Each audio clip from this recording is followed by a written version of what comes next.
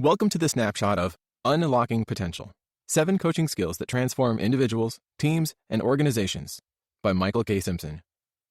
Here we'll explore the key insights from Unlocking Potential. Introduction. Would anyone trust a basketball coach who'd never hit the court? Of course not. But counterintuitively, too many companies are run by bosses and managers who know less about their work than those they oversee. In this snapshot, Michael Simpson walks us through 7 proven coaching skills and how to apply them to business and to life. These 7 skills are building trust, challenging paradigms, strategic clarity, flawless execution, giving effective feedback, tapping into talent, moving the middle. In Unlocking Potential, business coach Michael K. Simpson explores these steps toward succeeding as a coach, leader, and mentor. Building trust. It should come as no surprise that being an effective coach begins with a solid foundation of trust. Without 100% trust, people will never give 100% in return. Successful coaches must fully believe in the wisdom they share and draw upon the testing ground of personal experience to offer that wisdom.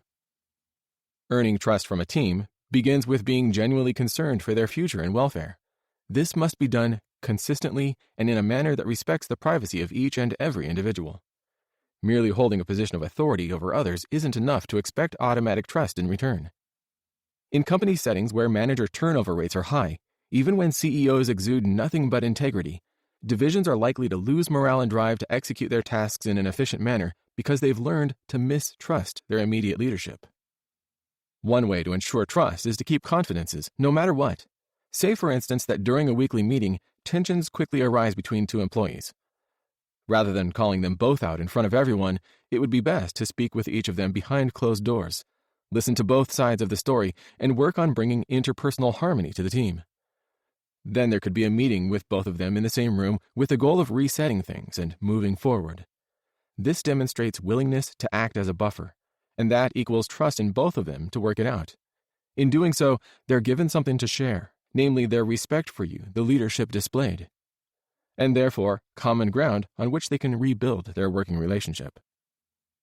In this respect, coaching can be a very personal process, and it should be. Effective coaches are therefore active listeners who take into account everything going on in someone's life when assessing potential, assigning tasks, and challenging them with new ventures. Effective coaches must also help individuals establish trustworthiness. Remember that coaches are there to model and encourage good behavior in others. What leaders often don't realize is that people actually want to be coached. Effective coaching imparts a sense of purpose, confidence, and autonomy. It allows people to know exactly what's at stake, how to achieve their goals, and what's expected of them by doing so. In fact, according to a recent Columbia University Business School survey of 10,000 participants, nearly everyone indicated a desire for some sort of coaching in the workplace. Challenging paradigms. Paradigms are those deeply ingrained views that shape our ways of thinking about the world. Recognizing which paradigms are harmful or beneficial for the context at hand is part of what makes a great coach. A coach excels at turning struggles into positive experiences. These experiences make us stronger and breed innovation. Only a bad coach will try to sugarcoat every hiccup in the interest of keeping things running smoothly. One of the most common and most harmful paradigms is that of inadequacy. Many of us suffer from a self-imposed imposter syndrome, always comparing ourselves to people who can do what we do better and faster. Such paradigms impede progress and limit individual potential. Coaches have a unique and vital opportunity to change that. Assessing paradigms, like diagnosing character and competence, is a multi-step process and begins with exploring assumptions in the individual. For example, an employee is struggling to keep up with the workload of their coworkers. Their coach invites them for a one-on-one meeting, asking them, "You seem to assume that you must work at the same level as everyone else, and it appears to be stressing you out. Why is that?" By opening up the conversation with their emotional well-being in mind, they'll feel more comfortable about exploring a better option, whether it involves assigning different tasks, providing extra training, or taking more time to assess strengths. All it takes is that first step, expressing enough care to alter, if not replace, their paradigm in favor of something beneficial for everyone. Next, you should probe the individual's rationale. They're most likely to have a slew of excuses prepared for why they act the way they do, and it's in your best interest to get to the bottom of what's really going on. This means questioning every viewpoint and perspective, gently yet persistently, until both parties get to the root of the problem. It is then possible to explore other options, and even ask the individual why they think they're being asked the questions they are. This gives them more of a sense of autonomy and helps them understand the coaching as being in their best interest. Seeking strategic clarity. Coaches are neither dictators nor laid-back anything-goes personalities. They exist somewhere in the middle, guiding individuals to choose wisely while nourishing personal goals in the context of a crystal-clear strategy. That said, coaches aren't meant to impose your vision on individuals. That would be akin to forcing them into someone else's paradigm, which would be hypocritical in light of the skill we just discussed. Rather, coaches should be helping individuals come up with their own mission statement, something realistic that they not only can follow, but also want to follow. Personal mission statements aren't abstract ideas. They should be written out as actual documents, and coaches can help people devise their own. Effective mission statements have a few primary functions. First, they clarify only what is most important. Second, they give individuals control over their schedules instead of letting the world schedule their lives for them. Lastly, they give a deeper sense of purpose to daily life. Mission statements thus have personal as well as professional benefits, and are especially helpful for those who make their lives all about work when it should be the other way around. Coming up with a personal mission statement means being honest about the relationships that are most important to the individual, and what they hope to achieve by maintaining and strengthening those relationships. Above all, it's about drawing up a plan to put it all into action. In business, this means being explicitly aware of customer bases, competition, and resources. Which brings us to our next skill. Flawless execution. This might just be the most difficult of a coach's duties. A good coach is not only a paragon of execution, they must also inspire that drive in others. The so-called execution gap is one of the most substantial challenges faced by any business. The most common cause for this gap is lack of clarity regarding goals. Other factors include lack of accountability or an effective scoreboard. Even the best strategies are destined to fail if the goals those strategies were designed for aren't vividly clear. Flawless execution, therefore, begins and ends with a firm goal.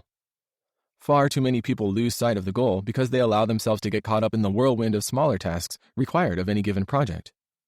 It is a coach's responsibility to step in and remind everyone of the goal whenever necessary, making a clear distinction between the ultimate strategic goal and the immediate tasks one must push through to reach it. None of this is possible without discipline, which the coach is also responsible for instilling. Coaches can encourage discipline by focusing on what are called wildly important goals, or WIGs. WIGs are the absolutely essential goals that must be met, even at the expense of other ideas. Coaches must also act on so-called lead measures, actions over which one has control. While all this is going on, it's helpful to keep a scoreboard in a visible location so that everyone can track their progress. Coaches must make sure that everyone, themselves included, submits to an ethic of accountability. Maintaining discipline requires that everyone understands what's at stake when they fail to conform. Giving effective feedback. The best feedback makes its recipients self-aware, focused on the tasks at hand, and motivated to achieve results. Feedback, as it's traditionally practiced, is a top-down process, and often involves piling on criticism and advice without expecting much in return. Coaches, however, ask individuals to give feedback on themselves first. Only then do coaches offer their own observations or suggestions. Coaches don't exist to lord their power or influence, but to build on self-awareness toward improvement. Many CEOs care little, if at all, about what their employees think, and neglect this aspect at their peril. Coaches recognize that all people are at different stages of development, and that the last thing they need is negativity. As discussed earlier, the most common paradigm is one of self-deprecation. No one needs coaches to mirror their feelings of inadequacy, but to accept them as stepping stones toward greatness. That doesn't mean coaches can't be honest, but that honesty should be phrased in such a way that makes it apparent that they are invested. To do so, it's best to focus on the hard, quantifiable data of an individual's performance, rather than on questions of personal character. A coach should amplify individuals' self-awareness, but they are not therapists. Tapping into talent.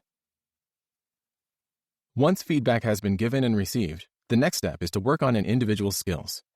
The best coaches are those who recognize talent that others can't see in themselves.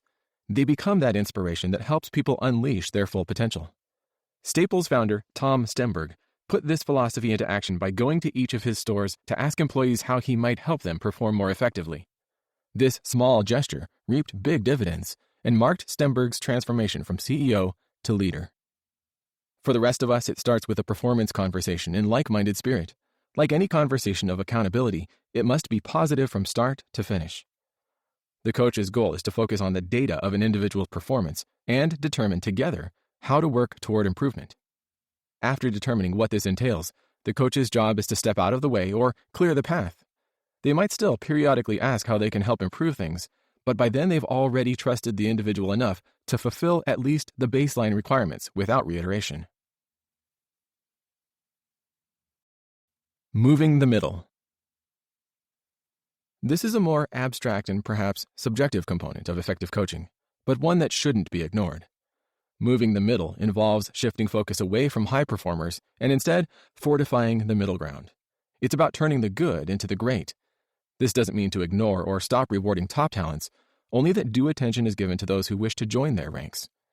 Almost everyone working in a corporate context will feel motivated by the possibility of advancement, and keeping mid-level workers stuck where they are will have an adverse effect on productivity.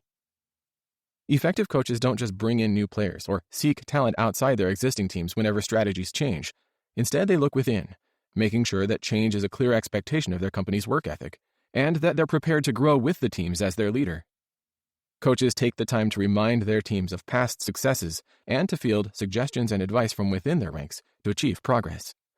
And because so many mid-level workers are constrained in terms of what they can actually achieve, giving them opportunities to prove themselves goes a long way in unleashing that potential. How many baseball teams, for instance, would improve as rapidly as they do if coaches didn't take a chance on benchwarmers once in a while? Some of the game's greatest talents only needed an opportunity to blossom. Conclusion. In the end, coaching is all about people. Effective coaches must genuinely care about the people they're coaching. Treating them like cogs in a machine guarantees that that's exactly what they'll be. Treating them like human beings with feelings, aspirations, and needs in line with their own is a sure way to clear the biggest hurdle toward becoming the most effective leader possible. It's therefore helpful to review the 7 skills and keep them in mind at all times. Building trust, challenging paradigms, strategic clarity, flawless execution, giving effective feedback, tapping into talent, moving the middle. Whether we embody these precepts isn't a question of innate talent. It's something we must choose, commit to, and put into practice. And there's no better time to start than now. About Michael K. Simpson. Michael K. Simpson is a best-selling author, speaker, and senior consultant at Franklin Covey. He is recognized as one of the world's leading experts in executive coaching and leadership. Simpson has also held various academic appointments at Columbia College and the South China University of Technology. His other books include Talent Unleashed and The Execution-Focused Leader. Thank you for listening to the snapshot of Unlocking Potential by Michael K. Simpson. If you liked what you heard, then make sure to explore the rest of our snapshot library to continue gaining key insights from nonfiction books in a matter of minutes. Thank you for listening to our quick learning audiobook review series. If you liked what you heard, then check out our channel for more free audiobook reviews. We post new audiobooks every week. And don't forget to like and subscribe to our channel and hit that notification bell to be first to hear of our latest reviews.